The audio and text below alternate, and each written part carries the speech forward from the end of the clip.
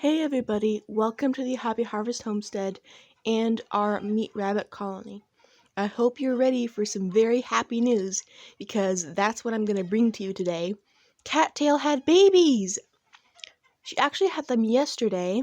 She began nesting yesterday morning, but with all the nesting craziness we've had in the past, with does who are not pregnant building nests and does who are pregnant building nests multiple weeks before they give birth, I didn't really think much of it. I took note in my mind that it was happening, but a few hours later, when I came to check on her nest and see how she was progressing, I was definitely in for a huge shock to find little babies nestled among all the fur and hay.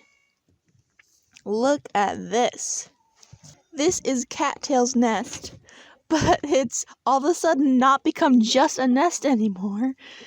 Just recently, look! I just found earlier these weren't here. Babies! Fat, fed, very full, 4 little babies.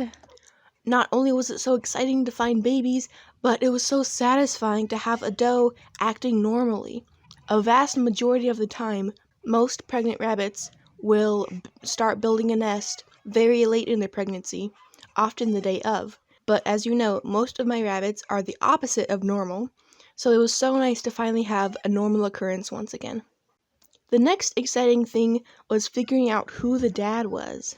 Even though the baby rabbit's fur hasn't had a chance to grow in at all, just from the color patterns on their skin, I can tell a whole lot about what color they're going to be.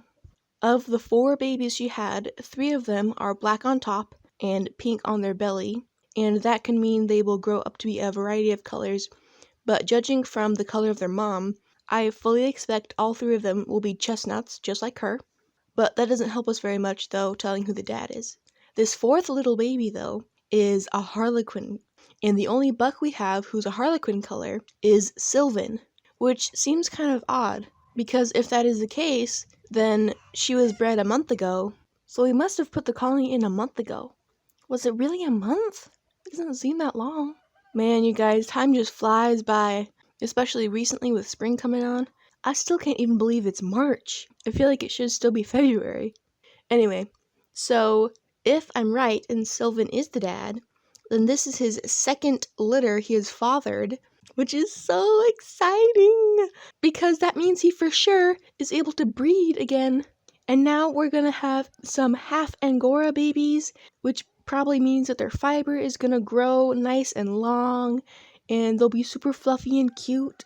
Of course, we'll have to see how long they live for. This is Cattail's 2nd litter, and her first one ended up passing away. I believe it was from not being fed enough, so we'll see how her milk production is this time around. But when I found them, it looked like she'd fed them. They were super full and fat, so hopefully she continues to feed them, and they continue to grow and live and get big enough to be butchered. I'm probably not going to keep any of these as breeders because not only are they only half meat rabbit and half a different breed that's not meant to be for meat, but Cattail is not the best meat rabbit specimen. She's actually very small, and I'll probably end up culling her eventually, except for right now we seem to have so many breeding problems that whatever rabbits can breed, I'm going to keep until we get back on our feet and start having all of our breeders doing their job. So these babies are definitely not going to be the best meat rabbits, but all their potential cuteness is still very exciting. So that is the good news update.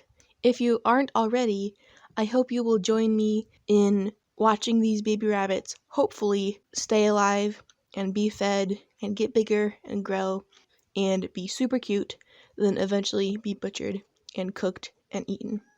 Thanks for watching!